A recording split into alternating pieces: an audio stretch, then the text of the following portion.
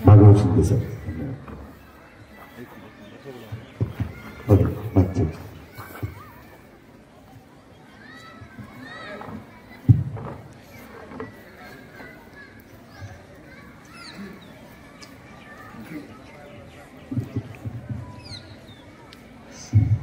नमस्कार.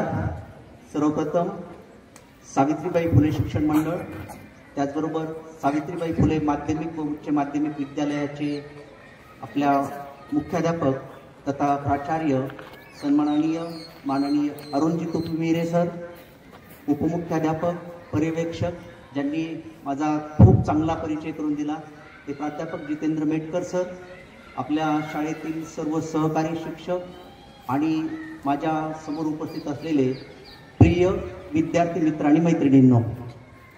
खरं तर सरांनी आता जेव्हा सुरुवातीला सांगितलं ना की सर बरीचशी कामं सोडून आपल्यासाठी आलेले आहेत, माझा दुसराही हेतू होता की तुमची चांगली शाळा मला अनुभवायची होती आणि त्या चांगल्या शाळेमध्ये येऊन आज मला खरोखरच खूप आनंद वाटला. तुमच्या या शाळेचा प्रिमायसेस पाहून, तुमच्या शाळेतले वेगवेगळे उपक्रम पाहून आणि एका चांगल्या शाळेला भेट देण्याची ही संधी मला कुठल्याही परिस्थितीमध्ये सोडायची नव्हती. त्यामुळे विद्यापीठाची जी ऑर्डर होती त्यांना अर्ज विनंती करून मी तात्पुरती थांबवली आणि हा उपक्रम कसा चांगला होऊ शकेल यासाठी आज तुमच्यासमोर उभा आहे. सगळ्यात महत्त्वाचं की सर्वप्रथम यावर्षी पर्यावरण संरक्षण व संवर्धनासाठीचं फटाकेमुक्त दिवाळी अभियान आणि वाचन संस्कार विकास अभियान या दोन्ही अभियानामध्ये तुमच्या शाळेनं जो काही उत्तम सहभाग दिला, तुम्ही सर्वांनी त्यामध्ये जे काही मनापासून सहभाग दिलात त्याबद्दल तुम्हा सर्वांचं मनापासून अभिनंदन. मला खूप छान वाटलं की आपल्या शाळेतले मी व्हिडिओज पाहत होतो, फोटोज पाहत होतो. सरांनी त्यांच्या व्हॉट्सअप स्टेटसला शेअर केलेले होते, मी सरांकडून मागूनही घेतले आणि वर्तमानपत्रामध्ये जी बातमी आली होती ना ती बातमी ऐकून मला खूप छान वाटलं. आणि सगळ्यात महत्त्वाचं मला आज सांगायला आवडेल की अहिल्यानगर जिल्ह्यामध्ये यावर्षी सगळ्यात उत्तम प्रकारे फटाकेमुक्त दिवाळी अभियान जर का कोणी राबवलं आणि त्याचं उत्तर जर का कोणी विचारलं तर ते असणार आहे सावित्रीबाई फुले माध्यमिक व उच्च माध्यमिक विद्यालय. आणि हे सगळं स्वयंस्फूर्तपणे तुम्ही केलं, म्हणजे ते मी करा नव्हतं म्हटलं, सर साक्षीदार आहेत त्याचे. फक्त सरांनी स्टेटसला बघितलं होतं, मी सगळ्या शाळांनी हे राबवावं यासाठी माझ्या स्टेटसला ठेवलं. शाळांना आवाहन केलं की मुलांच्यापर्यंत हा एक चांगला विचार जाऊ द्या. त्या विचाराला प्रतिसाद तुमच्या शाळेनं इतका चांगला दिला, इतका चांगला की मलाही खूप छान वाटलं की आपण जे रुजू पाहतोय, आपण जे पेरू पाहतोय ते कुठं ना कुठं तरी पोहोचतंय. माझ्या श्रीरामपूरमधल्या शाळांनी नाही केलं, परंतु राहुरीमधल्या शाळेनं, एका प्रयोगशील शाळेनं, उपक्रमशील शाळेनं हा उपक्रम उत्तम प्रकारे राबवला. त्याबद्दल मला खूप मनोमन आनंद वाटला. आणि त्यासाठी मी तुम्हा सर्व विद्यार्थ्यांना विनंती करतो की तुमचे मुख्याध्यापक तुम्ही सर्वजण एकदा आपणच आपलं टाळ्या वाजून जोरात अभिनंदन करूया. इतकी थंडी काय झाली पाहिजे, इतक्या छानपैकी टाळ्या वाजून आपण आपलं कौतुक करूया. बऱ्याचदा आपली अपेक्षा असते की इतरांनी आपलं कौतुक करावं, परंतु आज इतरांकडून कौतुक कमी होण्याचे दिवस आहेत. त्यामुळे काही वेळेला आपल्याला आपणच आपलं कौतुक करून घ्यावं लागतं. या पार्श्वभूमीवर आज मी तुम्हा सर्वांशी पुढील साधारणतः एक 25 ते 30 मिनिटे एका छानशा विषयावर संवाद साधणार आहे. आणि त्यासाठी मी तुमच्याशी हलक्या फुलक्या गप्पा गोष्टी मारेल, तुम्हाला काही प्रश्न विचारेल, शेवटी तुम्ही मला काही प्रश्न विचारणार आहात.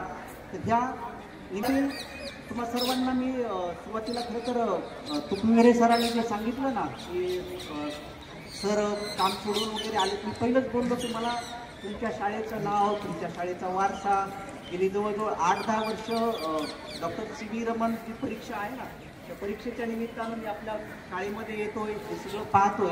त्यामुळे माझ्यासाठी ती खूप सन्मानाची बाब आहे. त्यामुळे अगदी सुरुवातीलाच तुम्ही सर्वांनी मला या त्याबद्दल मी सर्वांचे मनपूर्वक आभार मानतो. पण आहे की महाराष्ट्र ही संतांची, समाज सुधारकांची भूमी मानली जाते आणि आपल्या महाराष्ट्रामध्ये वेगवेगळ्या प्रकारचे संत महंत होऊन गेले. त्याचबरोबर एक समाज सुधारकांची सुद्धा खूप मोठी परंपरा आपल्या महाराष्ट्राला लाभलेली आहे. तर त्यासाठी सर्वप्रथम तुम्ही मला महाराष्ट्रातील तुम्हाला जे खूप आवडणारे काही समाज सुधारक आहेत त्या समाज सुधारकांची नावं सांगा. मी जास्त पुढच्या विद्यार्थ्यांना विनंती करेल की त्यांनी लवकरच नावं सांगावीत, म्हणजे आपला संवाद अधिकाधिक पुढे जाऊ शकेल. महाराष्ट्रातील काही प्रमुख समाज सुधारकांची नावे सांगा. कोण सांगतं बरं? हात वर करा. तू सांग बेटा. तूच यस सांग. कोण सांगतं? महात्मा फुले. ग्रेट. अगदी तुमच्या शाळेचं नावच आहे क्रांतीज्योती सावित्रीबाई फुले यांच्या नावानं जी शाळा आहे त्या शाळेमध्ये पहिलं नाव महात्मा फुलेंचं येणार याची मला पूर्ण खात्री होती. आता तुम्हा सर्वांना माहिती आहे की ज्यांच्या नावानं तुमची शाळा ओळखली जाते त्या क्रांतीज्योती सावित्रीबाई फुलेंचे महात्मा फुले हे यजमान, त्यांचे लाईफ पार्टनर, त्यांचे पती, आणि त्यांनी महाराष्ट्रातल्या समाज सुधारणेची मुहूर्तमेढ रोवली म्हणून आपण त्यांना महाराष्ट्राचे मार्टिन ल्युथर किंग म्हणूनही ओळखतो. समाज सुधारणेचं आद्य जनकत्व त्यांच्याकडे जातं. त्यांच्याच एका वचनापासून आपण सुरुवात करूया.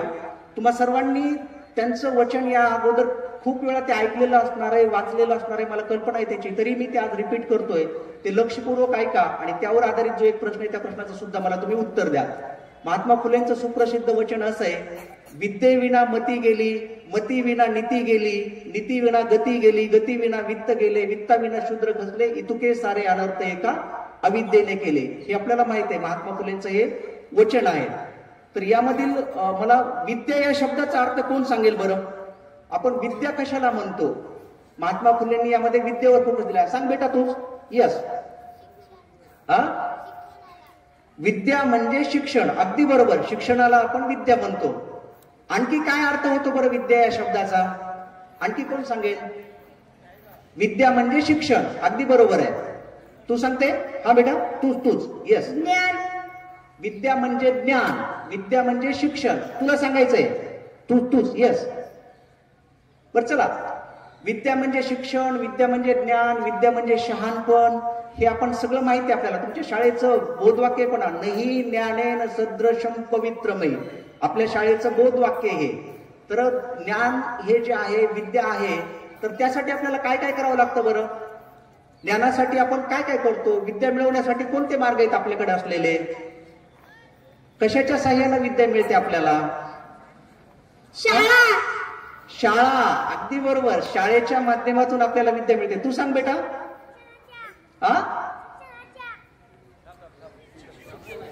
शिक्षणाच्या यस, शिक्षणाच्या माध्यमातून विद्या मिळते, शिक्षकांच्या माध्यमातून विद्या मिळते. आणखी कशाच्या माध्यमातून विद्या मिळते आपल्याला? सांगा जरा. वाचनातून. अगदी बरोबर. म्हणजे आपण जे वेगवेगळ्या प्रकारचं ज्ञान मिळवत असतो त्यामध्ये आपल्याला आपली शाळा मदत करते, आपलं महाविद्यालय मदत करतं, आपले शिक्षक मदत करतात, आपले पालक मदत करतात. आणि यापेक्षा जो वेगळा घटक आहे महत्वाचा तो म्हणजे वाचन. वाचनानं काय होतं? आपल्याला वेगवेगळ्या प्रकारचं ज्ञान मिळतं आणि वाचन आहे म्हणून आपल्याला ज्ञानप्राप्तीचा मार्ग सुकर होतो. कदाचित वाचनाची कला जर का आपल्या मानवी संस्कृतीमध्ये विकसित झाली नसती तर माहित नाही की आपण कशा प्रकारे ज्ञान मिळवलं असतं आणि कशा प्रकारे आपली वाटचाल झाली असती.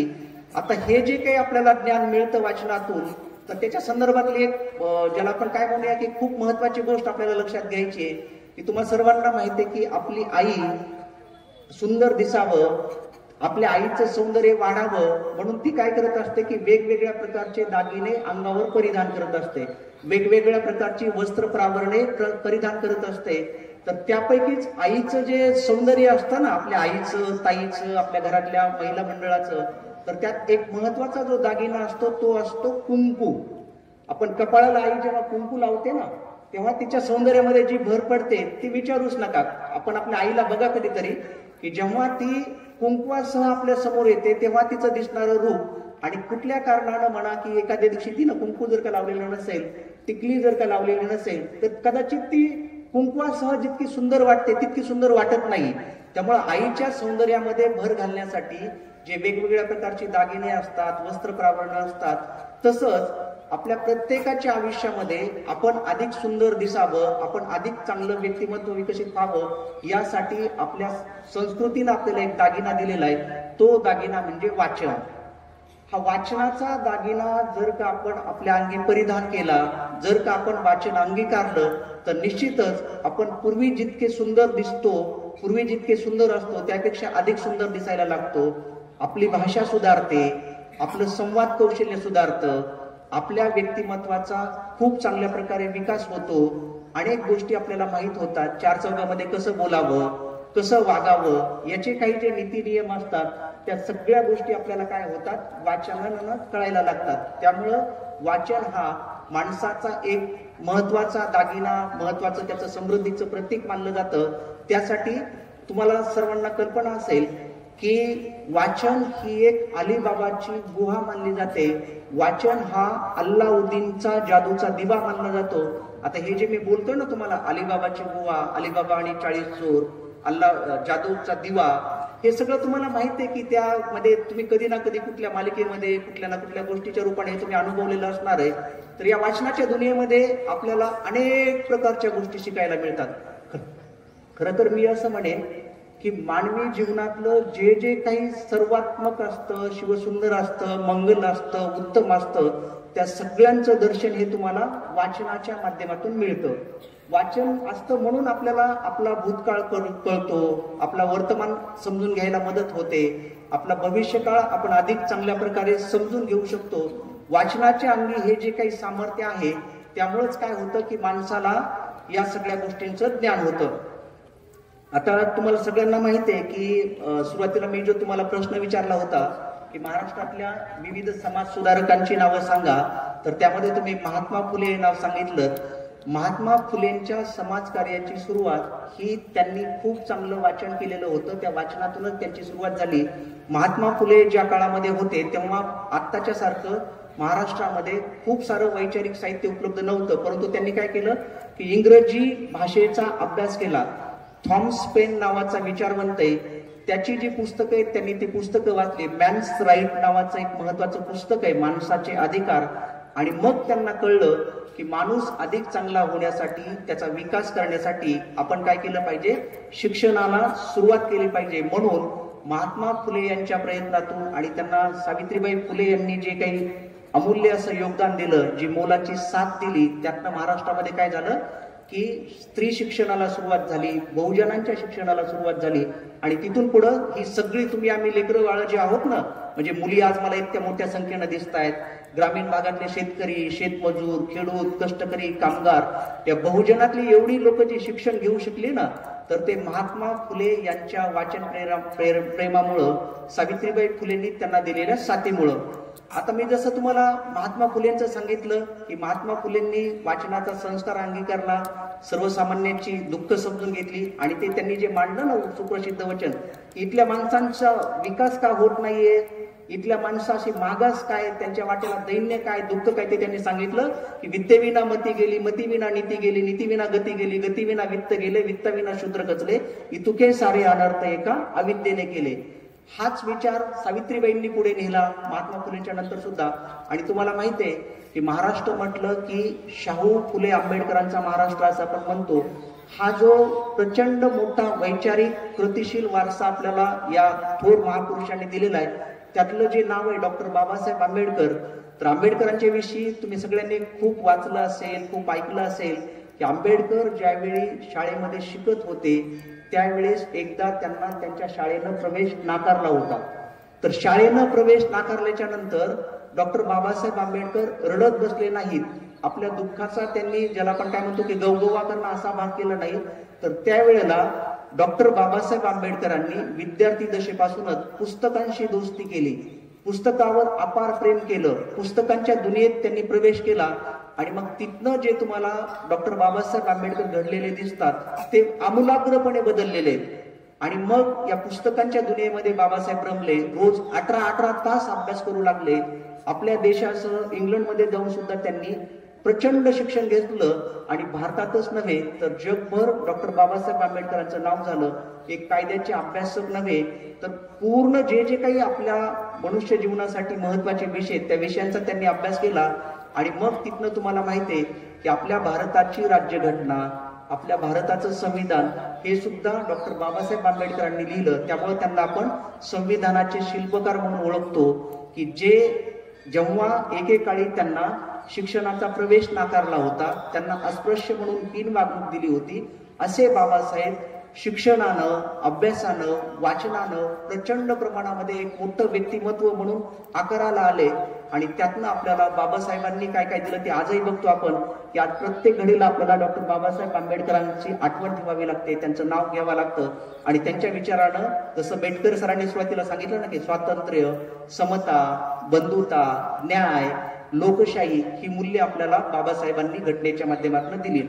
आता जसं मी तुम्हाला महात्मा फुले वाचनातनं कसे घडले ते सांगितलं, डॉक्टर बाबासाहेब आंबेडकर वाचनातनं कसे घडलं ते सांगितलं, त्याचबरोबर आपल्याकडचे शाहू महाराज, डॉक्टर APJ अब्दुल कलाम, न्यायमूर्ती महादेव गोविंद रानडे, गोपाळकृष्ण गोखले, गोपाळ गणेश आगरकर, महात्मा गांधी ही इतिहासातली एकूण एक जी सामान्य सुरुवातीला माणसं होती ना, तर ती सामान्य माणसं महान झाली ती केवळ आणि केवळ वाचनामुळं.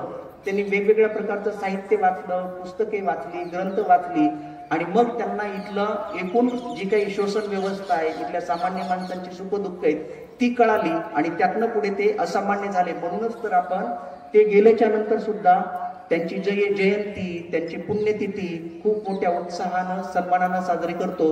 हे सामर्थ्य त्यांच्या अंगी वाचनानं येतं, हे आपण सगळ्यांनी लक्षात घेतलं पाहिजे. आता तुम्ही सर्वजण विचाराल की सर आम्ही काय वाचलं पाहिजे, तर लक्षात घ्या की आपल्याला वाचनाची दिशा स्पष्ट होण्यासाठी मला मेटकर सरांनी सुरुवातीला जे सांगितलं ना ते खूप आवडलं की आम्ही जेव्हा शाळेमध्ये शिकत होतो तेव्हा चांदोबा नावाची मासिकं असायची, परिकथा असायच्या, किशोरचा अंक आजही निघतो, असं वेगवेगळ्या प्रकारचं साहित्य आपल्या परिचयात असलं पाहिजे. आणि मग त्या परिकथा असतील, त्या कविता असतील, त्या कथा असतील, त्या कादंबऱ्या असतील, त्यांची आपण माहिती घेतली पाहिजे.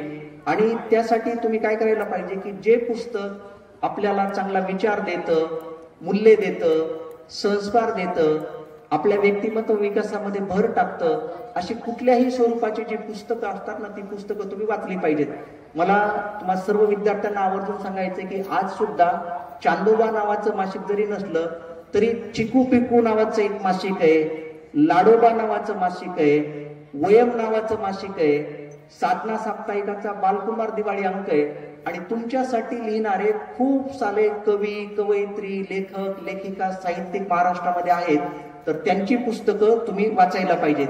जेव्हा तुम्ही थोडंसं पुढच्या टप्प्यावर जाल वयाच्या, तेव्हा तुम्ही आपल्याकडं उत्तम कांबळे नावाचे एक महत्वाचे साहित्यिक आहेत, त्यांचं वाट तुडवताना नावाचं चरित्र, आनंद यादव यांची झोंबी कादंबरी, अच्युत गोडबोले यांचं मुसाफिर नावाचं चरित्र, राजेंद्र भारुड हा एक आदिवासी तरुण, तो IAS होतो आणि MBBS चे सुद्धा शिक्षण जो पूर्ण करतो ते तुम्हाला मी एक स्वप्न पाहिलं या पुस्तकातून कळेल. तर अशा स्वरूपाची पुस्तकं तुम्ही वाचली पाहिजेत. आज मराठी कादंबरीमध्ये नदिष्ट नावाची एक कादंबरी पहा मनोज बोरगावकरांची, तर ती कादंबरी तुम्ही वाचली पाहिजे. आणि तुमच्याच अहिल्यानगर जिल्ह्यामध्ये पारनेर तालुक्यामध्ये देवा झिंजाड नावाचे एक लेखक आहेत, त्यांची सध्या प्रचंड लोकप्रिय असलेली एक कादंबरी, तिचं नाव आहे एक भाकर तीन चुली. आता एक भाकर तीन चुली जेव्हा आपण वाचतो तेव्हा इथं बसलेला एकूण एक विद्यार्थी ना त्याला वाटतं की माझ्याच वाट्याला खूप वाईट परिस्थिती, असं नाहीये. तर त्यांची जी आई आहे त्यामधली पारू नावाची आई देवा झिंजाडांची, तिच्या वाट्याला तर इतकं दुःख, इतकं दैन्य, इतक्या हलापेष्ट आलेल्या होत्या की विचारू नका. आणि त्यातनं देवा झिंजाड शिकत राहिले, खूप चांगले माणूस म्हणून घडत आले, साहित्यिक म्हणून तुमच्या माझ्या पुढे आले. तर त्यासाठी तुम्ही ही मराठीतली जी महत्वाच्या कथा असतील, कादंबऱ्या असतील, कविता असतील, नाटकं असतील, चरित्र असतील, आत्मचरित्र असतील, ही सगळी आपण वाचली पाहिजेत. आता काय वाचली पाहिजेत याचं उत्तर आपल्याला मिळालं तर आपल्या पुढचा प्रश्न असतो की आपण प्रामुख्यानं ही पुस्तकं कशी वाचायला पाहिजेत. तर कशी वाचण्याचं एक साधं उत्तर आहे की तुम्हाला सगळ्यांना कल्पना आहे की आपण सगळी जण लहानपणी चालायला शिकतो, बोलायला शिकतो, हे सगळं अगदी सहजपणे होऊन जातं. त्याचं उत्तर एकच आहे की तुम्ही वाचायला लागा की तुम्हाला आपोआप वाचनाचं कौशल्य तुमच्यामध्ये यायला लागतं. त्यातल्या बेसिक गोष्टी काय आहेत की आपण सगळ्यांनी पुस्तक वाचत असताना ते खूप एकाग्रतापूर्वक वाचलं पाहिजे. आणि आपल्या आयुष्याचा ज्याला आपण क्वालिटी टाइम म्हणतो, खूप महत्वाचा वेळ म्हणतो, अगदी मनापासून आपण त्या पुस्तकाला दिला पाहिजे. दुसरी एक महत्वाची गोष्ट की एकाग्रतापूर्वक वाचणं, मनापासून वाचणं. पुस्तक वाचताना एक सलगपणे ते पुस्तक वाचलं पाहिजे. आपण जर का असं काय म्हणूया की आमोशा पुनवेला 8 दिवसानं असं जर का वाचत राहिलो तर ते वाचन काही चांगलं होणार नाहीये. त्यामुळे आपण सलगपणे वाचनावर भर दिला पाहिजे. आणि पुस्तक वाचत असताना काही शब्दांचे अर्थ, काही संकल्पनांचे अर्थ आपल्याला समजत नाहीत. अशा वेळेला आपण काय करू शकतो की त्या शब्दाचा अर्थ डिक्शनरीमध्ये बघू शकतो. त्यासाठी आपल्या पालकांची मदत घेऊ शकतो, शिक्षकांची मदत घेऊ शकतो. आणि हल्ली तुम्हा सर्वांच्या हातामध्ये स्मार्टफोन आलेला आहे. स्मार्टफोनमध्ये सुद्धा डिक्शनरी असते, ChatGPT असतो. त्याला सुद्धा तुम्ही त्या शब्दांचा अर्थ विचारू शकता आणि त्यातनं ते पुस्तकामध्ये काय सांगितलंय ते समजून घेऊ शकता. याच्यासाठी एक दुसरी महत्वाची गोष्ट आहे की पुस्तकामध्ये शब्दाचा अर्थ हा त्या संदर्भानुसार लक्षात घ्यायचा असतो. जसं की आता मी तुम्हाला एक वाक्य सांगतो पहा. ज्ञानदान नाईक यांचा तुमच्या अभ्यासक्रमामध्ये एक पाठ होता, कदाचित आताच्या अभ्यासक्रमाला नसेल तो, गारपीट नावाचा पाठ होता तो. आणि त्यामध्ये एक वाक्य होतं, हरीने लावलेली झाडे सुंदर दिसत होती. आता यामध्ये हरी हा जो शब्द आहे ना, त्याचा अर्थ ते एखाद्या व्यक्तीचं नाव आहे का शेतामध्ये जी ओळ असते ना, ओळ, रांग, अशी नागमोडी स्वरूपात जे म्हणतो ना आपण त्याला, तर त्याचा अर्थ नेमका हरी हे व्यक्तीचं नाव आहे का ती हार म्हणजे ओळ, रांग आहे, हे तुम्हाला कधी कळणार आहे जेव्हा तुम्ही त्याचे मागचे पुढचे संदर्भ तपासाल तेव्हा. त्यामुळे आम्ही पुस्तक वाचत असताना काय केलं पाहिजे की त्या शब्दाचे मागचे पुढचे संदर्भ तपासले पाहिजेत आणि तिथं तो योग्य अर्थ आपल्याला लावता आला पाहिजे. याच्यासाठी आपल्याकडे डिक्शनरी पाहिजे, शब्दाचे वेगवेगळे अर्थ आपल्याला माहित पाहिजेत. आणि दुसरं की सगळीच पुस्तकं सत्य माहिती सांगतात असं नाहीये. काही पुस्तकामध्ये चुकीची माहिती सुद्धा असू शकते. तर ती चुकीची माहिती तुम्ही सगळ्यांनी तपासून घेतली पाहिजे. मला वाटतं मी परत पुन्हा सांगेन की पोहायचं जर का असेल तर त्यासाठी पाण्यात उडी मारावी लागते, पाण्यात हातपाय हलवावे लागतात. अगदी तसंच जर का चांगलं वाचन आपल्याला शिकायचं असेल तर वाचनाला सुरुवात करणं हाच त्यावरचा एक उत्तम मार्ग आहे. आणि मला वाटतं तो जर का आपण वाचनाचा मार्ग अनुसरला तर निश्चितपणे आपल्याला ते जमू शकतं याची मला खात्री आहे. आता शेवटी मी तुम्हाला अगदी एक 5 ते 10 मिनिटांमध्ये एक या वाचनानं माणसाचा कसा कायापालट होऊ शकतो यावर आधारित एक गोष्ट सांगतो आणि त्या गोष्टीवर मी तुम्हाला एक प्रश्न विचारणार आहे. त्यामुळे प्लीज ती गोष्ट लक्षपूर्वक ऐका.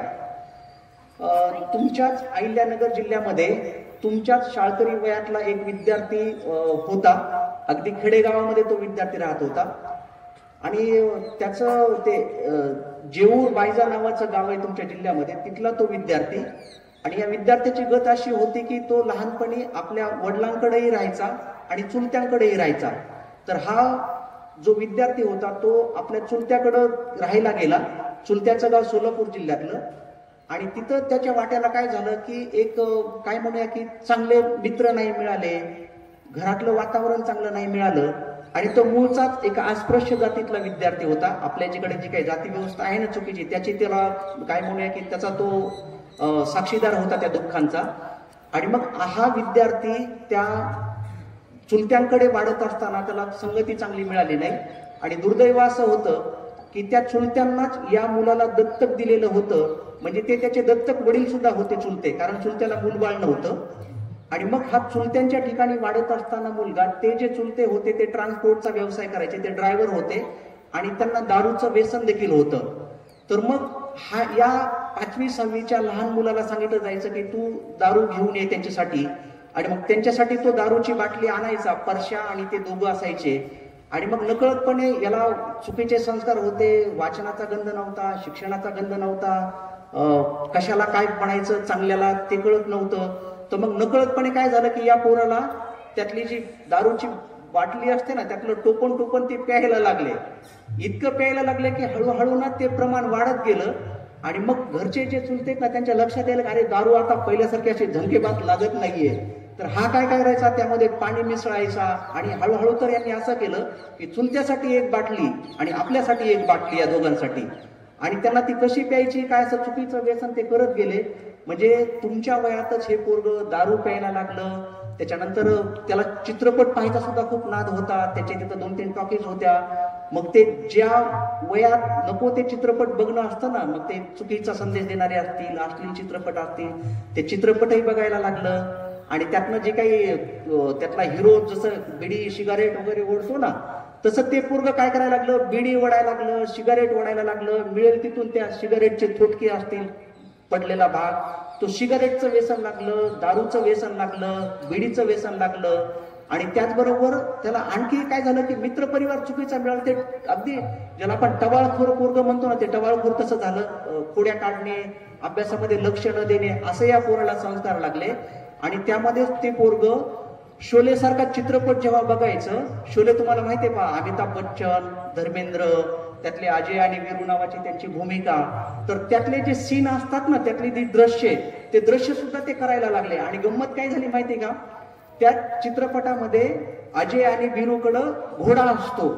या मुलांना घोडा काय मिळाला नाही. मग त्यांनी काय केलं, गावातलं गाढव जे होतं ना, ती गाढवच घोडी म्हणून वापरली. आणि मग ते टिकडिक टिकडिक टिकडिक टिकडिक करणं, त्याच्यानंतर काय करणं की ते एकाने सांबा होणं, एकाने वीरू होणं, एकाने ते जे पात्र आहेत ना त्या पात्रांचे रोल करणं, हे सगळं ते पोरग करायला लागलं. त्याच्यामध्ये हाणामारी व्हायची, त्या पोरांना लागायचं, त्यांना इजा व्हायची, तरी पण यांचा हा खेळ सुरूच. आणि वाईट गोष्ट म्हणजे का मुलांना माहितीये का, की या पोराला एवढी वाईट संगती लागली की त्याच काळामध्ये ते हिंदू मुस्लिम दंगल सुद्धा खेळायला लागलं. आपल्याकडे जसं हिंदू मुस्लिम त्या काळी अयोध्या जे प्रकरण घडलं होतं ना, अयोध्या बाबरी मस्जिद, त्यामुळे आपल्याकडे एक तणाव निर्माण झाला होता. त्यातनं ते दंगल सुद्धा खेळायचं की मग त्या झाडांच्या खांद्या तलवारी सारख्या वापरायच्या, दगड धोंडे मारायचे, दगडफेक करायची, आणि त्यात ते काही जखमी सुद्धा व्हायचे. असं हे पोरग काय झालं की वाया गेलं. आणि परिणाम स्वरूप त्या चुलत्यानं काय सांगितलं की तुमचं हे पार्सल तुमच्याकडे, हे तुमचं पोरग नको आम्हाला. मग ते परत त्यांच्या मूळ बापाकडं म्हणजे आपल्या जेऊर या ठिकाणी पाठवलं गेलं. आणि मग तिथं पुन्हा तुमच्या शाळेतल्या सारखी चांगली मुलं त्यांच्या वाट्याला आली, त्या पोरांचा संस्कार त्याला मिळाला. आणि मग त्याला लक्षात यायलं की मी हे जे करत होतो ते प्रचंड चुकीचं होतं. आणि मग त्यातलाच त्यांचा एक मित्र होता की तो त्याला चांगली पुस्तकं वाचायला द्यायला लागला, चांदोबा वाचायला द्यायला लागला, इतर महत्वाची पुस्तकं द्यायला लागला. आणि त्यातनं त्या पोराला वाचनाचा छंद लागला. आणि तुमच्या वयात असताना त्यानं ययाती नावाची कादंबरी, छावा नावाची कादंबरी, मृत्युंजय नावाची कादंबरी ही वाचली. आणि तिथनं त्या पोराला कळालं की अरे मी खूप चुकलो, मी आतापर्यंत आयुष्यामध्ये खूप चुकीच्या गोष्टी केल्या, आता मला सुधारायचंय. परंतु मुलांना दुर्दैव त्याचं आड आलं की त्या मुलाचा पाया कच्चा असल्यामुळं त्याला इंग्रजी आणि गणित अजिबातच जमत नव्हतं. तुम्हाला हसू येईल की ते गणित पाठ करून लिहायचं, त्याला गणित वजाबाकी सुद्धा जमत नव्हती. आता जे तुम्ही 4वी 5वीची पोरं छान वजाबाकी करताय ना, खालचा आकडा जर का मोठा असला तर ती वजाबाकी कशी करावी हेच त्याला कळायचं नाही. आणि त्यामुळं ते पोरग 10वीला चक्क नापास झालं. इंग्रजी आणि गणित या विषयामध्ये ते नापास झालं. आणि मग नापास झाल्यामुळं त्याला त्यावेळेला बास्केटबॉल खेळायचा छंद लागला होता. बास्केटबॉलच्या टीम मध्ये त्याची निवड झालेली होती. पण तुम्हाला माहिती आहे की आपल्याला जर का राज्यस्तरावर जायचं असेल, जिल्हा स्तरावर जायचं असेल तर शाळेमध्ये तुमचं ऍडमिशन असावं लागतं. आणि मग ते नापास झाल्यामुळे काय झालं की त्याला बास्केटबॉलच्या संघामध्ये घेतलं नाही. मग त्यानं ठरवलं की मला इंग्रजी आणि गणितामध्ये पास व्हायचंय. पुन्हा त्याने जोमानं अभ्यास केला. आणि अभ्यास केल्याच्या नंतर पुढच्या वेळेस त्याला गणितामध्ये फक्त आणि फक्त 52 मार्क मिळाले. 52 म्हणजे किती, फक्त पासिंग हा. पूर्वी आमच्या वेळेला 150 पैकी सर असायचे. आपण जे पास होतो ना त्यावेळेला गणित आणि भूमिती या विषयामध्ये. आणि इंग्रजी विषयामध्ये फक्त आणि फक्त त्याला 39 मार्क मिळाले. आता 39 मार्क खूप कमी, तरी पण ते पोरग खूप खुश झालं. का खुश झालं तर मी यात पास झालो, पासच्या पेक्षा मला 3-4 मार्क जास्त पडले, त्यामुळे ते खुश. अशा प्रकारे त्या पोराची 10वी झाली. पुढे ते 12वीला गेलं.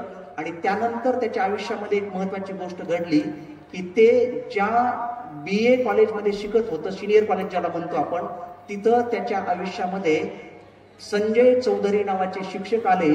आणि या संजय चौधरी नावाच्या शिक्षकानं या पोराचं वाचन वेळ हेरलं, त्याला अधिकाधिक चांगली वाचायला पुस्तकं दिली, काय वाचलं पाहिजे ते सांगितलं. आणि तो कविता सुद्धा करायचा पोरगा. त्याच्या कवितेचं पोस्टर लावलं, त्याच्या कवितेचं कौतुक केलं. आणि तिथनं पुढं तो विद्यार्थी काय झाला की खूप वाचायला लागला, खूप वाचायला लागला. इतका वाचायला लागला ना की वाचन हा त्याचा छंद झाला, वाचन हा त्याचा ध्यास झाला, वाचन हे त्याचं स्वप्न झालं. दिवस रात्र तो विद्यार्थी वाचनामध्ये गुंगला. आणि त्याच्या परिणाम स्वरूप पुढे काय झालं माहितीये का की त्याला सावित्रीबाई फुले पुणे विद्यापीठ, जे पूर्वीचं पुणे विद्यापीठ या नावाने ओळखलं जायचं, त्या पुणे विद्यापीठामध्ये MA मराठीला ऍडमिशन मिळालं. आणि तुम्हाला माहिती आहे की तुमचं हे जसं विद्यापीठ आहे ना, राहुरी कृषी विद्यापीठ, आज खरं तर मला इथे येण्याची ती एक चांगली संधी वाटली की विद्यापीठामध्ये मी कितीतरी वर्षानंतर शिवाजी विद्यापीठात मी शिकत होतो. आज या निमित्तानं मला दुसऱ्या विद्यापीठामध्ये येता आलं. तसं त्या विद्यार्थ्याला पुणे विद्यापीठातल्या MA मराठीला प्रवेश मिळाला. आणि विद्यापीठात जर का तुम्ही गेला तर तिथलं बॅरिस्टर जयकर ग्रंथालय तुम्ही आवर्जून पहा. ते ग्रंथालय या पोराच्या आयुष्यामध्ये आलं. आणि हे पोरग रात्रंदिवस तिथं क्लास नाही करायचं, परंतु वाचत बसलेलं असायचं. छोटी छोटी पुस्तकं जी असतील ना, तर ती पुस्तकं या पोरानं उभ्या उभ्या संपवून टाकली. अशी कितीतरी पुस्तकं त्याची वाचून झाली. आणि त्याच काळामध्ये त्यानं इतरही महत्वाची जी पुस्तकं असतात ती पुस्तकं वाचायला लागली. मी तुम्हाला सांगितलं की डॉक्टर बाबासाहेब आंबेडकर 18 तास वाचायचे, तसंच हे पोरग सकाळी गेलं तर संध्याकाळपर्यंत सुद्धा वाचत बसलेलं असायचं लायब्ररीमध्ये. मग तिथला स्टाफ म्हणायचा, ओ आता वेळ झाली, निघा आता. मग तेव्हा ते पोरग घरी जायचं. आणि मग त्यातनं काय झालं की या पोराच्या आयुष्यामध्ये आणखी एक आमूलाग्र बदल घडला की त्यानं चित्रपट निर्मितीशी संबंधित एक जो कोर्स असतो तोच आपल्या अहिल्यानगर जिल्ह्यातल्या प्रॉपर अहमदनगर शहरामध्ये जे new arts commerce and science college Ahmednagar जे आहे त्या ठिकाणी मास कम्युनिकेशन या कोर्सला त्याला ऍडमिशन घेतली. आणि तिथनं काय झालं की त्यानं हे सगळं जे जे काही वाचलं होतं ते आपल्या पहिल्या चित्रपटातनं मांडलं. फक्त 15 मिनिटाची ती फिल्म होती, तीही शिक्षणाचं महत्व सांगणारी. आणि मला सांगायला आनंद वाटतो की महात्मा फुले यांच्या सुवचनानंच त्या फिल्मची सुरुवात झाली होती, जे मी सुरुवातीला सांगितलं. आणि आश्चर्य म्हणजे या वाया गेलेल्या पोरानं जी पहिली पिस्तुऱ्या नावाची शॉर्ट फिल्म काढली त्या शॉर्ट फिल्मला राष्ट्रीय स्तरावरचा फिल्मफेअर अवॉर्ड त्या आपल्या बालकलाकाराला मिळाला. याच पोरानं पुन्हा आपलं जे सगळं बालपण होतं ना, तर ते सगळं बालपण मी आता तुम्हाला जे सांगितलं की त्याच्या चुलत्याला ते दत्तक गेलं होतं, ते दारू पित होतं, सिगारेट बिडी ओढत होतं, दंगल खेळत होतं, हे सगळं त्या पोरानं आपलं पूर्ण बालपण एका चित्रपटातून मांडलं. त्या चित्रपटाचं नाव आहे फॅन्ड्री. तो चित्रपट इतका लोकप्रिय झाला की मराठी समीक्षकांनी त्याचं नाव घेतलं. आणि मग पुढे हाच आपला वाया गेलेला पोरगा एक चांगला कवी, एक चांगला लेखक, एक चांगला चित्रपट दिग्दर्शक, एक चांगला चित्रपट निर्माता, अभिनेता म्हणून नावारूपास आला. आणि त्याच्या बळावर यानं पुढे काय केलं की या पोरानं पुढे सैराट नावाचा सिनेमा काढला. आणि त्या सिनेमानं काय केलं की मराठी चित्रपट इंडस्ट्री मधले तिकीट विक्रीचे सर्व उच्चांक मोडून काढले, लोकप्रियतेचे सर्व उच्चांक मोडून काढले. आणि पुढे काय झालं की हा जो पोरगा आहे तो आज आपल्या मराठी चित्रपट सृष्टीमध्ये एक चांगला दिग्दर्शक, एक चांगला अभिनेता, एक चांगला विचार देणारा माणूस म्हणून प्रसिद्ध आहे. मला वाटतं तुम्हाला विचारायची गरज नाहीये, तरी एकदा औपचारिकता म्हणून विचारतो, या मुलाचं नाव काय? सांगा एकदा मोठ्या आवाजामध्ये. नागराज मंजुळे. अगदी बरोबर. आता मला तुम्हाला सांगायचं आहे की इतकं वाया गेलेलं पोरग त्याच्या आयुष्यामध्ये वाचन नावाची गोष्ट आली, त्यामुळे ते इतक्या चांगल्या प्रकारे घडू शकलं. यातल्या महत्वाच्या गोष्टी काय तुम्हाला 2-3 सांगू का? एक, 10वीला तो जेव्हा नापास झाला होता तेव्हा त्यानं ती संधी मानली. आणि ती संधी म्हणून त्याचा जो काही वेळ मिळाला होता तो पूर्ण वेळ त्यानं वाचनासाठी वापरला. खूप मराठीतलं साहित्य वाचलं त्याने. नामदेव ढसाळ वाचले, नारायण सुर्वे वाचले, संत तुकाराम वाचले, संत नामदेव वाचले. तर जे जे काही मिळेल ते त्यानं वाचत गेला. आणि त्यातनं त्याच्या आयुष्याला काय झालं की आमूलाग्र कलाटणी मिळाली. आणि दुसरी महत्वाची गोष्ट, जसं तुमच्या शाळेमध्ये तुपविरे सर आहेत, जितेंद्र मेटकर सर आहेत, डोंगरे सर आहेत, हे तुम्ही सगळे चांगले जे शिक्षक आहेत ना, ते चांगले शिक्षक त्या शिक्षकाच्या आयुष्यामध्ये आले. आणि त्याचं वाचनाचं जो काही छंद आहे तो काय झाला, अधिक जोपासला गेला. आणि त्यातनं तो विद्यार्थी एवढा चांगला घडू शकला. मला वाटतं या गोष्टीच्या निमित्तानं तुम्ही सर्वांनी लक्षात घेतलं पाहिजे की आपल्या आयुष्यामध्ये जर का आपण वाचन नावाची गोष्ट आणली तर आपल्यामध्ये काय काय बदल होऊ शकतात हे तुम्ही या गोष्टीच्या माध्यमातून समजून घेतलेलं आहे. आता मला शेवटी सगळ्यात एकच गोष्ट तुम्हाला सांगायची की तुम्ही म्हणाल की सर आम्ही वाचनासाठी पुस्तकांसाठी पैसे कुठून आणायचे. त्याचं साधं सोपं उत्तर सांगतो आणि थांबतो मी. हे पहा, आपल्या मराठीमध्ये एक म्हण आहे की ती काय, आवड असली की सवड मिळतेच आणि इच्छा असेल की ते मार्ग निघतोच. तर आपल्याला जर का आवड असेल आणि मनापासून इच्छा असेल तर आपल्याकडे पैसे नसणं हा आपला प्रश्नच राहत नाही. हा नागराज मंजुळे तर वडार समाजातला एका रस्त्यावरचा पोरगा होता. त्याला अगदी पायात घालायला चप्पल सुद्धा नसायचे. 2 भावामध्ये मिळून ते चप्पल वापरायचे. एक भाऊ बाहेर गेला की दुसऱ्याने पुन्हा परत जायचं. एक ड्रेस 2-2, 3-3 दिवस घालणं, इतक्या हलाखीतनं ते वाढलेले. तर मला तुम्हाला सांगायचंय की आपल्याला जर का पुस्तकांसाठी पैसे मिळवायचे असतील तर तुम्ही काय करू शकता की फटाके मुक्त दिवाळी अभियानासारखं जे अभियान आहे ते दरवर्षी फटाके वाजवण्यासाठी 500, 1000 रुपये, 2000 रुपये, 5000 रुपये खर्च न करता ते पैसे आपण वाचवून ठेवूया. त्याचबरोबर आपला वाढदिवस जेव्हा असतो, आपल्या वाढदिवसासाठी आपले आई बाबा काही ना काही करत असतात, त्या वाढदिवसातले काही पैसे वाचूया. खूप महागडे कपडे घ्यायची गरज नाहीये, 2000ची, 3000ची. मला 1000 रुपयात सुद्धा चांगला ड्रेस येऊ शकतो, 1500 सुद्धा चांगला ड्रेस येऊ शकतो. तर मी काय करेल की साधे, स्वच्छ, अगदी ज्याला आपण रिजनेबल म्हणतो ना त्या गोष्टी, चांगले कपडे वापरेल, कमी किमतीचे चांगले शूज घेईल, जरा त्यातनं बचत होईल. असं तर फटाकेमुक्त दिवाळीतनं मी खूप सारे पैसे वाचवू शकतो, वाढदिवसातनं मी खूप सारे पैसे वाचवू शकतो, माझ्या कपड्यासाठीचे जे पैसे खर्च होणारे असतात त्यातनं मी पैसा वाचवू शकतो, आणि असातनं काय करू शकतो की आपण खूप चांगली पुस्तकं विकत घेऊ शकतो. आता मला तुम्हाला सांगायला आवडेल की हे बालकुमार जो दिवाळी अंक आहे ना, तर तो साने गुरुजींनी सुरू केलेलं आहे साधना साप्ताहिक 2008 पासनं खास तुमच्यासाठी हा अंक निघतो. आणि या अंकाची किंमत जरी 80 रुपये 100 रुपये असली ना तरी फक्त निम्म्याच किमतीला तुम्हाला हा दिला जातो 40 रुपयाला.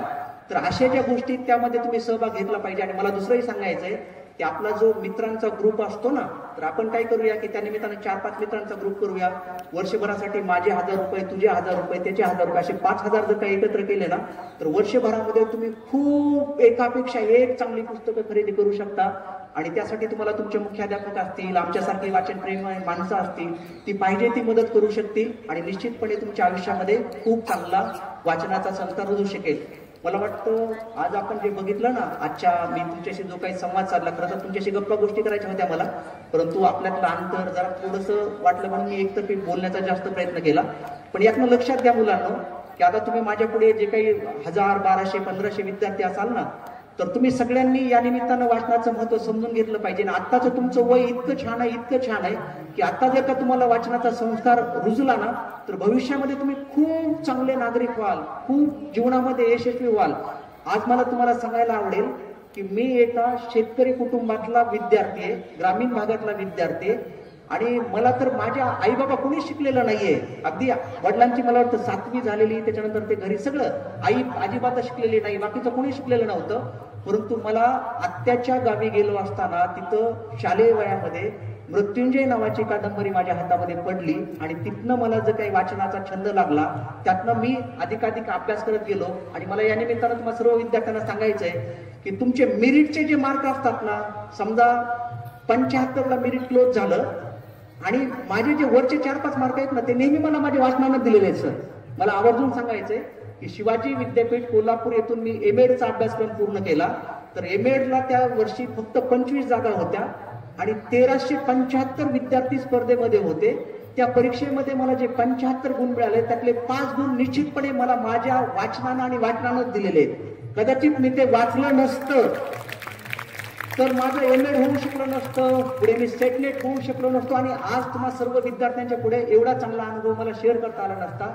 मला या निमित्ताने तुम्हाला सर्वांना आवाहन करायचं की उद्या तुमच्या तोंडून असंच ऐकण्याची आम्हाला संधी मिळू द्या. आणि तुमचे सर, तुमचे उपमुख्याध्यापक एवढं वाचनासाठी जो प्रयत्न करतायत त्यासाठी तुम्ही त्यांना निश्चितपणे दाद द्या. वाचनाचा संस्कार अंगी जोपासा ही तुमच्याकडून एक अपेक्षा व्यक्त करतो. आणि या निमित्तानं आज आपल्या शाळेचे मुख्याध्यापक माननीय अरुणजी तुपविरे सर, आपले सर्व सहकारी शिक्षक, आपली संस्था, या सर्वांनी मला या ठिकाणी वाचनाच्या संदर्भात आपल्या सर्वांशी हितगुज करण्याची संधी दिली. आपण सर्व विद्यार्थ्यांनी ते खूप मनापासून ऐकलं, त्याबद्दल आपल्या सर्वांचे मी मनापासून आभार मानतो आणि आपल्या सर्वांची रजा घेतो. Thank you so much. थँक्यू.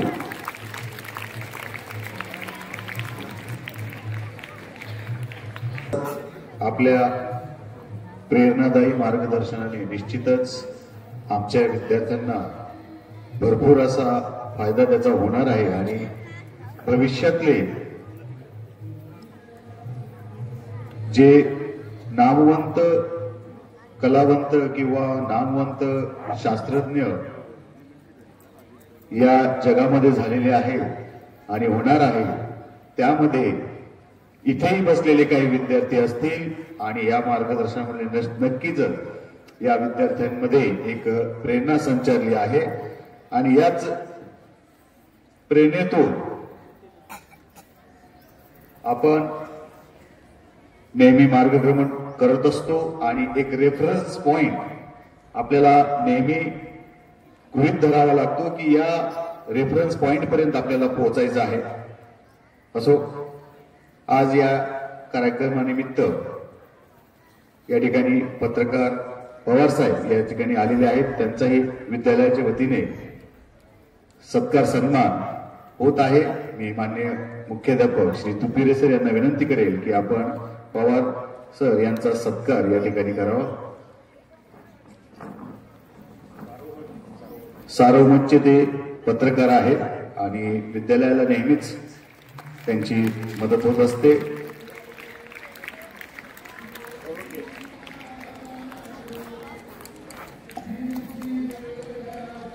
धन्यवाद सर.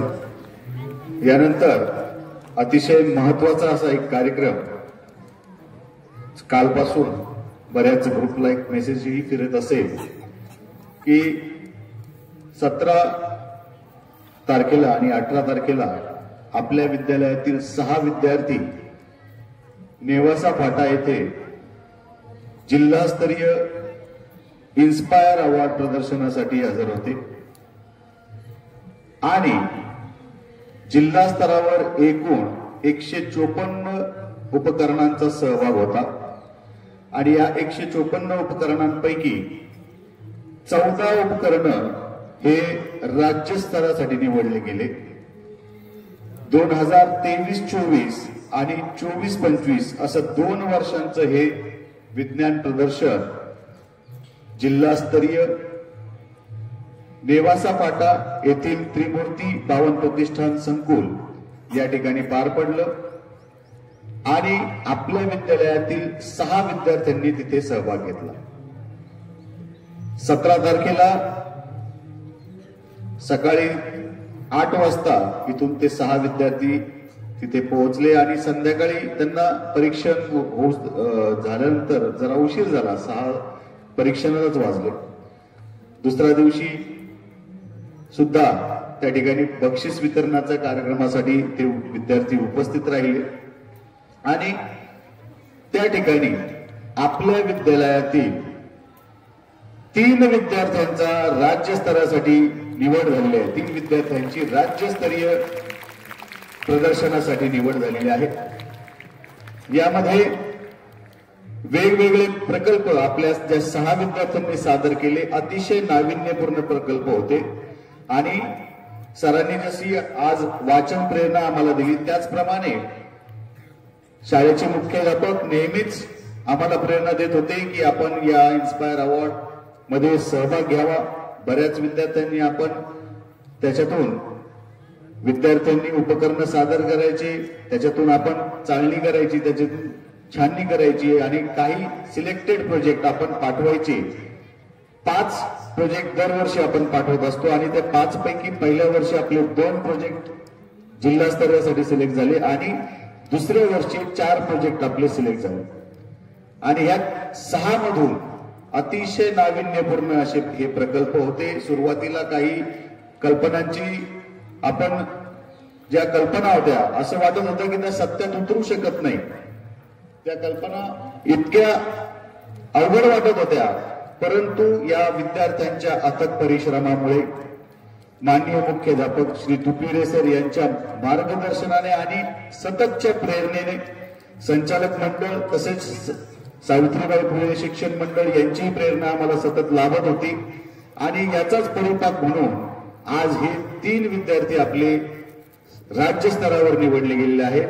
तर या 3 विद्यार्थ्यांचा गुणगौरव आज मान्यवरांच्या हस्ते होत आहे. जोरदार टाळ्यांनी या 3 विद्यार्थ्यांसाठी आपण टाळ्या वाजवून त्यांचा सत्कार सन्मान करायचा आहे. सर्वप्रथम मी इथे बोलावू इच्छितो सुस्मित सुभाष बागोद या विद्यार्थ्याला, ज्याने आपल्या प्रकल्पामध्ये एक स्कूल बॅग बनवली होती आणि त्या स्कूल बॅग मध्ये इंडिकेटर बसवलं होतं की 5 किलोग्रॅम पेक्षा किंवा विद्यार्थ्याच्या वजनाच्या 10% म्हणजे एखाद्या विद्यार्थ्याचं वस्तुमान वजन 10 किलोग्रॅम असेल आणि त्याच्या एखाद्या विद्यार्थ्याचे वस्तुमान 50 किलोग्रॅम असेल तर त्याच्या बॅग मध्ये असणाऱ्या पुस्तकांचं वजन हे 5 किलोग्रॅम पेक्षा जास्त नसावं अशी गाईडलाईन शिक्षण विभागाने करून दिलेली होती. परंतु त्याच्यावर कुठलं असं एक शाश्वत पाऊल उचललं गेलेलं नव्हतं आणि सुस्मितने ही कल्पना मुख्याध्यापकासमोर तिथे आम्ही बसलो होतो. मुख्याध्यापक केबिन मध्ये चर्चा सुरू होती आणि सहज आम्ही गेलो की सर आम्हाला अशी एक अडचण आहे की बॅग तर आम्हाला अशी पाहिजे की 10% वजन वस्तुमान पाहिजे. तर मुख्याध्यापकांनी त्या ठिकाणी चर्चा होत असताना लगेचच त्यांनी आम्हाला सांगितलं की अरे असं तुम्ही त्याच्यामध्ये सेन्सर बसवा की ते सेन्सर 5 किलोग्रॅम पेक्षा 100 ग्रॅम 10 ग्रॅम जरी जास्त झालं तरी तो ऑर्डिनो सिग्नल देतो आणि तो सेन्सर बसवण्याची आम्हाला त्या ठिकाणी आयडिया तिथं ती कल्पना तिथं आम्हाला उमगली आणि मुख्याध्यापकांच्या मार्गदर्शनाखाली ते आम्ही प्रकल्प तयार करण्यास सुरुवात केली. बऱ्याच अडचणी आल्या सर, खूप अडचणी होत्या सर. प्रत्येक अडचणीचं आम्हाला समाधान शोधून देत होते कुठला पार्ट कुठून मिळवायचा, कसं ते असेंबल करायचं, कसं ते प्रयोग बनवायचा, फॉर्म कसा भरायचा, तिथे पोहोचायचं कसं, सर विद्यार्थी कुठपर्यंत पोहोचले तिथपर्यंत सर चौकशी करत होते. सर आपल्या मार्गदर्शनाने आणि प्रेरणेनेच हे साध्य आम्हाला झालेलं आहे. मी सुस्मितला इथे बोलावू इच्छितो आणि आपण त्याचा सर्व मान्यवरांनी सत्कार सन्मान करावा. विद्यालयाच्या वतीने सुस्मित सुभाष बाबू. जोरदार टाळ्या वाजवायचा आहे. राज्यस्तरावर आपला हा विद्यार्थी चमकलेला आहे. आपल्या शाळेचं नाव लौकिक त्यांनी राज्यस्तरावर लिहिलेलं आहे. जिल्ह्यातून फक्त एकमेव आपली शाळा आहे की त्या शाळेचे 3 उपकरण सिलेक्ट झालेले आहे. हॅट्रिक आपली झालेली आहे. जोरदार टाळ्या.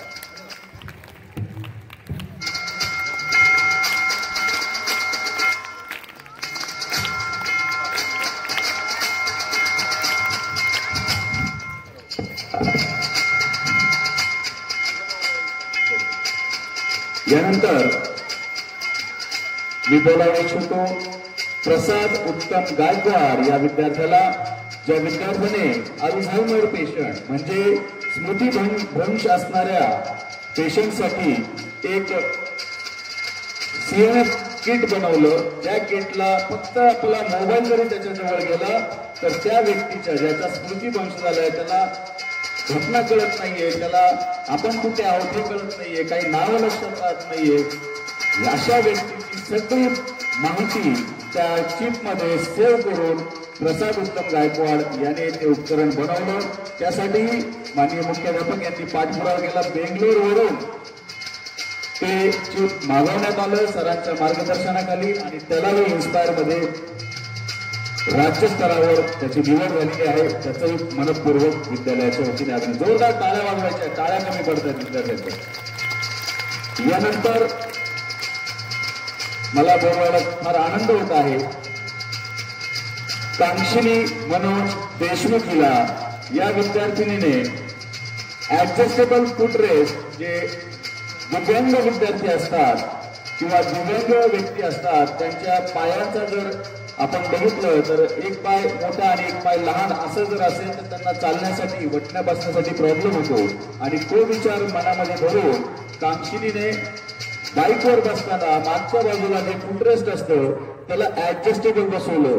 बरेच प्रयोग तिचे अयशस्वी झाले, परंतु आदल्या दिवशी रात्री तिचा तो प्रयोग यशस्वी झाला आणि दुसऱ्या दिवशी आम्ही तो मांडला आणि तिने नक्कीच खूप छान त्यामध्ये कामगिरी करून राज्यस्तरावरती पोहोचली आहे. अतिशय खडतर परिस्थितीतून तिने तो प्रोजेक्ट बनवलेला आहे.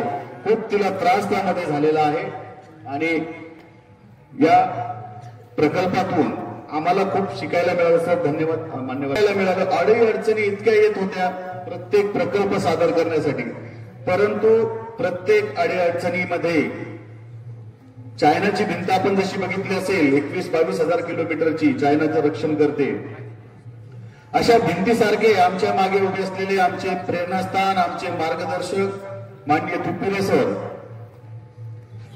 विषय असा झाला की दुसऱ्या दिवशी तिथे परीक्षण झालेलं होतं, दुसऱ्या दिवशी बक्षीस वितरण होतं. थोडीशी गडबड झाली. गडबड मी सांगत नाही काय झाली, परंतु मग आम्हाला असं वाटलं की काहीतरी आपल्याकडे आता पर्याय नाही, सरांना बोलवलं पाहिजे इथे. आम्ही लगेच सरांना फोन केला की सर आपली उपस्थिती आम्हाला इथे पाहिजे. हे 6 विद्यार्थी आपल्या इथे आलेले आहेत आणि यांना तुमच्या सपोर्टची गरज आहे. विद्यार्थी खचलेले होते, खूप मोठी कॉम्पिटिशन होती आणि तिथे आम्हाला होप्स दिसत नव्हते की आता आमचं काही खरं नाही. पण अशा वेळेस सर इथून शाळेतून निघाले आणि आम्हाला सांगितलं सर काळजी करू नका, मी तिथे पोहोचतोय. आणि सर तिथे पोहोचले. एक मुख्याध्यापक म्हणून नाही पोहोचलो, एक पाठीराखा आणि एक विज्ञान शिक्षक, एक वैज्ञानिक म्हणून तिथे पोहोचले आणि आम्हाला खूप प्रेरणा सरांनी दिली. विद्यार्थी खुश झाले आणि शेवटपर्यंत आम्हाला माहित नव्हतं की एखादं आम्हाला मिळेल. मी थोडासा वेळ घेतोय सर, मी माफी मागतो सर्वांची, परंतु या घटना सांगितल्या पाहिजे. हे घटनाक्रम ज्यावेळेस तुम्हाला कळतील, खूप अडचण होती. सकाळी अक्षरशः काही विद्यार्थी रडत होते. अशा तिथे परिस्थिती निर्माण झालेली होती आणि या परिस्थितीमध्ये आम्हाला खंबीर साथ देऊन मेटकर सरांनी खूप आम्हाला वेळोवेळी मार्गदर्शन केलं आणि प्रत्येक शिक्षकाची याच्यामध्ये आम्हाला मदत झाली. सिन्नरकर सर असतील, त्यांनी आम्हाला प्रोत्साहन दिलं. त्याच्यानंतर ज्या कल्पना होत्या त्या खरोखरच आम्हाला असं वाटत होतं की ते फक्त कागदावरच राहतील सर, परंतु सरांनी आम्हाला सांगितलं असं नाही, हा सेन्सर यूज करा, तो सेन्सर यूज करा, इकडे जा, नगरला जा. 2-3 वेळा आम्हाला नगरला जावं लागलं.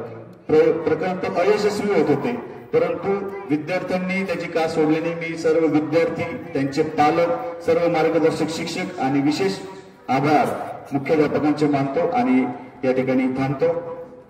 यानंतर मी माननीय डोंगरे सर यांना विनंती करतो की आपण आज जो कार्यक्रम आपण या ठिकाणी घ्या. माननीय मुख्याध्यापक श्री अरुण तुपगिरे सर.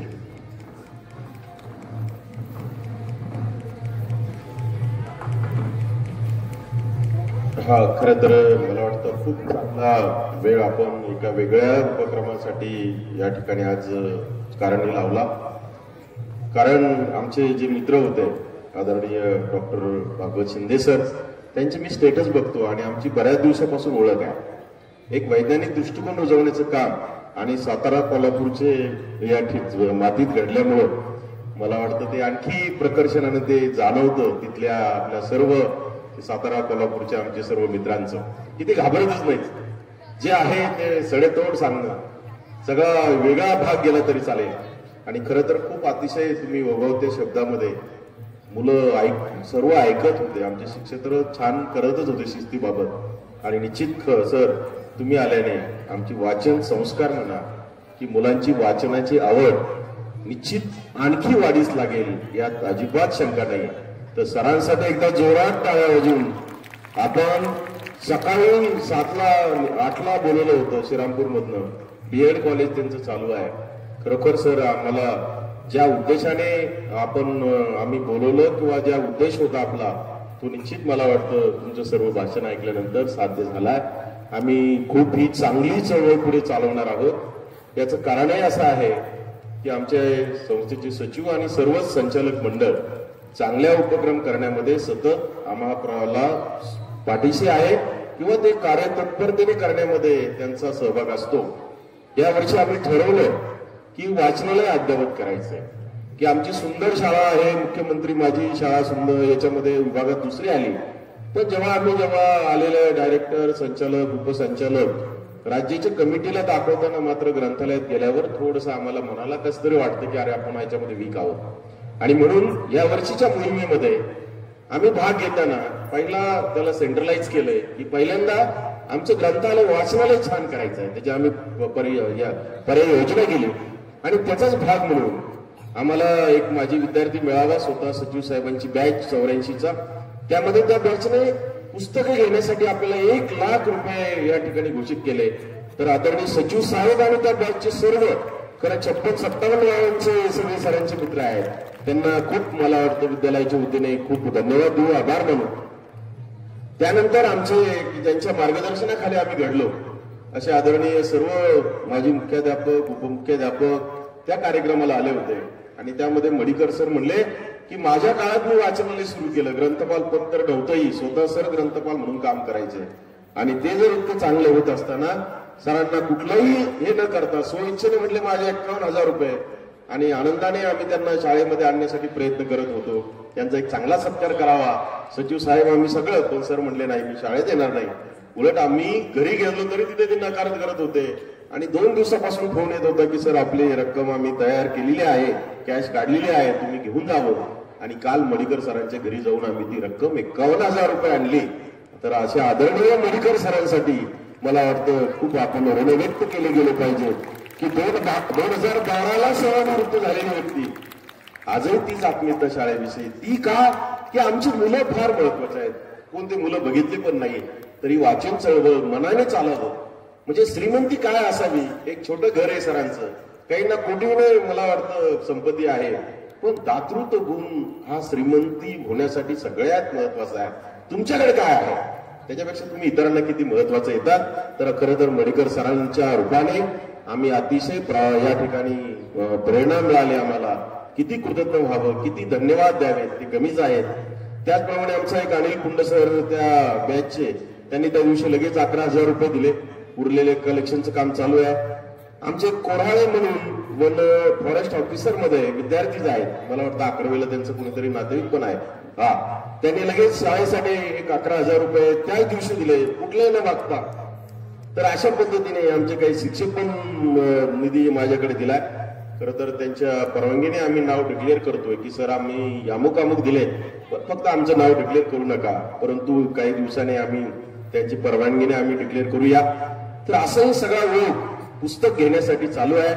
आम्ही माझे विद्यार्थी, पालक, शिक्षक, संस्था, आणि आम्हाला असं वाटतंय की आत्ताच्या आपल्या जे बसलेत पालक, तुमच्याकडनंही वाढदिवसानिमित्त आम्हाला पुस्तक मिळतात, त्याला थोडासा वेग येऊ द्या. आम्ही एक आज लिंक तयार केली, पालकांकडे चॉईस करतोय आम्ही कोणती पुस्तक पाहिजे ग्रंथालयाला, आणि आव्हान केलंय की तुम्ही जर ग्रंथालयासाठी पुस्तक देऊ इच्छित असाल तर आमच्याशी संपर्क साधा. ती लिंक आपण पालकांपर्यंत सांगा. आणि ज्याला वाटतं की शाळेसाठी म्हणजे तुमच्यासाठी आम्हाला छान वाचन कक्ष, सरांची संकल्पना आहे की सर मुलांना वाचू द्या काही वेळ, एखादा 8 तास आपण लायब्ररीमध्ये घालूया. पुढे आम्ही वाचन कक्ष करतोय तुम्हाला बसण्यासाठी, एक 15-20 मुलं तरी बसतील, एखाद्या 8 तासाला ग्रंथालयात जातील, अंक चालतील, पुस्तक चालतील, अशी सुविधा या ठिकाणी अद्ययावतांमध्ये करणं गरजेचं आहे. तर मला असं वाटतं की अनेकांचे हात, संस्था आणि आम्ही सर्व माझी विद्यार्थ्यांच्या मार्ग या निधीतून निश्चित चांगलं ग्रंथालय तुमच्यासाठी करण्याचा आमचा मानस आहे. तर हे करण्याकरिता कसलं वाचन मुलांना आवड निर्माण होण्यासाठी माझ्या डोक्यात होतं की हाच धागा पकडून यावर्षी आपण वाचू आनंदे वाचनाचे संस्कार रुजवण्यासाठी काय व्याख्यान राबवता येतील का, आणि म्हणून त्याचाच एक भाग म्हणून वाचनालाही चांगलं करायचंय, पण काय करायचंय त्याच्यामध्ये. आणि सर आता मला म्हटले की सर तुम्हाला सगळे कॅटलॉग मी देतो, आमच्या बीएड कॉलेजला असणारी पुस्तकांची यादी पण देतो, आणि या वयोगटाला कोणती सूट होणारे पुस्तक आहे, जसं नागार्जुन मंजू यांचं सांगितलं तसे अनेक प्रेरणादायी पुस्तकं आहेत. तर सरांच्या मार्गदर्शनाखाली आणखी आपली लायब्ररी अद्ययावत करू, आणि वाचनाने कसा जीवन कायापालट होतो, जीवनाचा बदलच होऊन जातो, असे अनेक उदाहरणं पुस्तकाने कितीतरी घडले. आणि मला वाटतं तेच धागा पकडून आजपासून मोकळ्या वेळात आपण पुस्तकं वाचावेत, झोपण्यापूर्वी वाचावेत. काल सुद्धा मला वाटतं डॉक्टर आनंद भंडारी सर सीओ साहेब त्यांनी भाषणामध्ये सांगितलं की मी आज झोपण्यापूर्वी मला 20 पानं वाचल्याशिवाय झोपच येत नाही. आजही मी सीओ आहे, किती बिझी आहे, पण 2 दिवस जर झोपताना नाही वाचलं तर असं चुकल्यासारखं होतंय. म्हणजे आजही इतके छान ते बोलले, किती मोठे झाले. तर पुस्तकच आपलं उत्तम नागरिक, उत्तम संस्कार आणि मेंदूची एक वेगळं भूक भागवण्याचं काम करतंय. आणि मला आनंद वाटतोय की असंच व्यक्तिमत्व आपल्या शाळेमध्ये आहे की दररोज ते वाचल्याशिवाय झोपतच नाही. असे प्रसिद्ध व्याख्याते मेटकर सरांसाठी एकदा जोरात टाळ्या झाल्या पाहिजेत की त्यांच्या बोलण्यामध्ये जी प्रकल्पता, भागवत शिंदे सरांमध्ये जी प्रकल्पता आहे ती वाचण्याचे टॉनिक दररोज ते घेत आहेत. आणि म्हणून तेवढ्या त्यांना ऊर्जा, तेवढे ते संस्कार सहन, तेवढ्याच आत्मविश्वासाने आपल्याला ते बोलू शकले. आणि मला एक प्रसंग या ठिकाणी निमित्ताने आठवतो की बऱ्याच दिवस झालं की एक नाटक बघितलं होतं, शिवाजी अंडरग्राऊंड इन भीमनगर मोहल्ला, आणि त्याच्यामध्ये एक संवाद होता. एक बालक विचारतंय की सर चांगली पुस्तक आणि वाईट पुस्तकं कोणती. त्यावेळेस उत्तर दिलेलं फार महत्वाचं आहे की त्याच्यामध्ये सांगितलं होतं की ज्या वेळेस माणसामध्ये भिंत निर्माण केली जाते, आपलेच भाऊ बहीण, आपलेच कोणीतरी गावामध्ये एखादं वाचून जर आपण त्याच्यामध्ये भेद करत असू तर ते पुस्तक वाईट समजायचं आहे. आणि वाचनाने जर आपले स्नेह चांगला होत असेल, उत्तम नागरिक होत असेल, तर ते सगळ्यात चांगले पुस्तक आहेत. सगळे पुस्तकं कसे आहेत, तुमच्या मेंदूवर कसा परिणाम करतायत ते फार महत्वाचं आहे. आणि उत्तम नागरिक, एक तुम्ही चांगले निष्पाप मुलं आहेत, या निष्पाप मुलावर शाहू फुले आंबेडकर आणि सगळेच डॉक्टर APJ अब्दुल कलाम किंवा डॉक्टर CV रमण, अनेक समाजसुधारक यांचे चांगले संस्कार होणं महत्वाचं आहे. आणि मला वाटतं आदरणीय सर, खूप आम्हाला आनंद वाटतोय की आपण अतिशय प्रेरणादायी मार्गदर्शन केलं. आम्हालाही खूप प्रेरणा मिळाली की दररोज काहीतरी वाचलं पाहिजे. तर पुन्हा एकदा आपल्या सर्वांना, सरांना खूप धन्यवाद देतो. आणि या ठिकाणी आपल्याला खूप वाचून मोठं व्हावं याच मानसिकतून आमचे दुसरेही मित्र की सतत आपले माझे जुने मित्र आहे, सारोमतचे पत्रकार राजेंद्र पवार साहेब, फार वेळा शाळेसाठी त्यांनी खूप चांगलं काम केलंय. डिग्रजचे पालक पण आहेत ते. आणि आज सारोमतची एक चांगली चित्रकला स्पर्धा देऊन चांगले मेडल दिलेत. खरं तर साळवे सर चित्रकलेच्या परीक्षेच्या निमित्ताने तिथे आहेत, त्यांचा आज आम्हाला एक फोटो पाहिजे होता, पण ते आज परीक्षा असल्यामुळे तो उपलब्ध झाला नाही. त्यांनाही खूप धन्यवाद देतो की आपल्या शाळेची सतत चांगल्या गोष्टीची प्रसिद्धी ते वेळोवेळी देत असतात आणि आपले विद्यालयाचे उपमुख्याध्यापक, पर्यवेक्षक आणि ह्या वाचन चळवळीमध्ये मेटकर सर आणि अनेक आपले शिक्षक खूप चांगलं या ठिकाणी काम करतात, त्यांना धन्यवाद देतो. आणि एक शेवटचा मुद्दा मला म्हणून या ठिकाणी थांबायचा आहे की शेख सर अतिशय तळमळीने सांगण्याचा प्रयत्न करत होते. का करत होते? ज्यांनी ते केलंय, ज्याने ते उपकरण मिळवण्यासाठी प्रयत्न केले, जॉईन करायला प्रयत्न केले, आयडिया मिळवणं आणि तिचा पाठपुरावा करणं, हे जवळून मी बघत होतो. खरं तर मला कधीही आवडेल की अगोदर विज्ञान शिक्षक म्हणताना आणि नंतर हे पद मुख्याध्यापक वगैरे नंतरचा भाग आहे. म्हणून काल माझे परवापासून पाय ओढत होते की मला इन्स्पायर अवॉर्डकडे जायचं आहे, कारण तो अतिशय माझ्या आवडीचा भाग आहे. कारण मी बऱ्याच वर्षापासून जेव्हा आलं 2016ला मला वाटतं इन्स्पायर की आपली मुलं सतत येत आहेत. मला आठवतंय की 2 मुलं आपल्या राज्याला लागले, ही नॉट जोक. यामध्ये आमचा भैया चिरंजीव होता आणि एक मला वाटतं लहारे मुलगा होता आणि त्यानंतर 3 मुलं राज्याला लागणं ही फार मोठी, जो ज्याच्यातलं आहे त्याच्यातलं ते महत्व कळणार आहे की 6 मुलं 60,000 रुपये मिळाले त्या मुलांना. इन्स्पायर असं आहे, सिलेक्ट झालं का 10,000 रुपये त्याच्या अकाउंटमध्ये आयडिया तुमची आवडली की 10,000 रुपये मिळतात आणि 10,000 रुपये मिळाले की मग प्रोजेक्ट करायचा. मग तो 500 रुपयाचा असेल का 3,000 असेल का 5,000 असेल, त्याला ते शाबासकी आहे, बक्षीस आहे. एखादा 100 रुपयाचा सुद्धा प्रोजेक्ट तुमची 10,000 बक्षीस त्याला मिळू शकतो. आणि आता ते राज्यासाठी गेले 154 मध्ये, त्याच्यामध्ये NIF अहमदाबादची टीम त्या ठिकाणी येते आणि त्यामध्ये अतिशय प्रामाणिक मूल्यमापन करतात. हे सगळे नाराज झाले होते कारण ते रात्री सर्व प्रोजेक्ट तिथल्या मुलांनी तोडले होते. दुसऱ्या दिवशी यांना कॉन्फिडन्स नव्हता, परंतु मला खात्री होती की NIF नावाची टीम मध्ये जरी आमचे स्थानिक कुठले प्राध्यापक जरी परीक्षेला असले तर त्यातले एक NIF अहमदाबादची टीमचे असतात, त्यामुळे मूल्यांकन मात्र खूप चांगलं होईल याची खात्री होती. आणि म्हणून एकदा शेख सरांसाठी एकदा जोरात टाळ्या झाल्या गेले पाहिजे की संपूर्ण पुढचे इन्स्पायर जे आहे ते मला वाटतं त्याचं नेतृत्व ते करतात आणि दुसऱ्या टाळ्या वाजवल्या पाहिजेत. आमचे सर्व विद्वान गणित शिक्षक यासाठी पूर्णपणे त्यांना साथ देत आहेत. एकदा त्यांचंही मनपूर्वक अभिनंदन. आणि त्यांच्याबरोबर काल या मुलांना ने-आण करण्यासाठी गेलेल्या बुराडे मॅडम यांचा एकदा टाळ्या वाजवून अभिनंदन करू. आणि मला बुराडे मॅडमला मी विनोदाने म्हणतोय की काल परवा तुम्ही क्रिकेट आणि याच्या स्पर्धेला गेलात, तिथं पण यश मिळालं आणि आज आपण इन्स्पायरला गेलात, तिथं पण यश मिळालं. तर मला आनंद वाटतोय की प्रत्येक स्पर्धेला आपण जावं आणि म्हणून एकदा जोरात टाळ्या झाल्या गेल्या पाहिजेत. अजय मुलंही चांगले करतायत आणि मला आनंद याचा वाटतोय की मी काही बघत होतो. बघा थीम कशी असते, कारण मला जसं शेख सरांना वाटतं सांगावं तसं मलाही वाटतंय की स्फूर्ती बहुश असणारे लोक दिसायचे आणि कुठेतरी सापडताना त्यांना नाव गाव पत्ता काहीच विचारता येत नसायचं. मी फार दिवसापासून प्रयत्न करत होतो ही थीम 2023-24ची मला वाटायचं की याच्यावर काहीतरी काम करावं आणि मी कोड करावं, स्कॅन करावं, युट्यूब, तेव्हा ChatGPT पण नव्हते. आणि मी अनेक जणांना विचारायचं की ह्या कॉलरमध्ये असा छोटासा पार्ट तयार करायचा किंवा असा घट्ट दोऱ्याला बांधून काहीतरी ठेवायचा. किती व्यक्तीला काहीच सांगता येत नाही, की अवस्था निर्माण होते की काय तो काहीच सांगत नाही, गाव नाही, नाव नाही, काय नाही. आणि मग त्या व्यक्तीचं आयडेंटिफिकेशन कसं व्हायचं. आणि मग आम्ही एक असा कोड शोधला गेला आणि मला आमचा महेश दळवी, माझे अनेक विद्यार्थी की जे खोडदला वगैरे आम्ही या मुलांना न्यायचो, असंख्य अशा अनेक मुलं आहेत की ज्यांना विज्ञानाची आवड आहे, ते माझ्याकडे त्यांचे सगळ्यांचे नंबर आहेत. मी त्याच्याशी चर्चा केली आणि त्यांनी मला चिपकीसरशी सोल्युशन दिलं की सर अमेझॉनवर असा असा कोड मिळतोय, तो फक्त 300 रुपयाला 5 कोड मिळत आहेत. त्याच्यामध्ये आपण तो मोबाईलला हे ऍप घ्या आणि स्कॅन केलं की लगेच त्याची सगळी माहिती आपल्याला एका सेकंदात येते.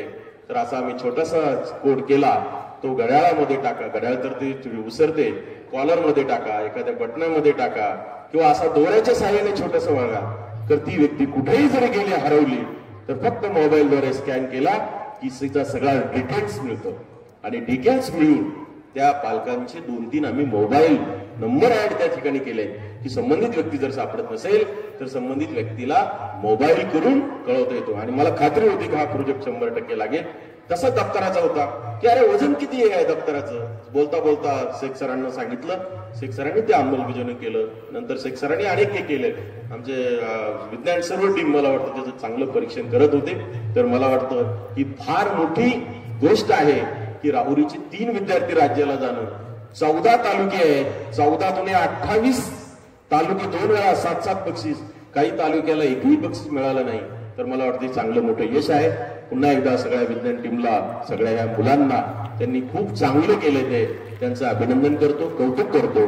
आणि आज तुम्ही खूप छान असं व्याख्यान ऐकलंय. तुमच्यासाठी एकदा जोरात मला वाटतं टाळ्या होऊन जाऊ द्या की सर म्हटले की कौतुक करणं फार प्रॉब्लेम झाला, स्वतःचीच थाप आपल्याला थोपटावी लागते.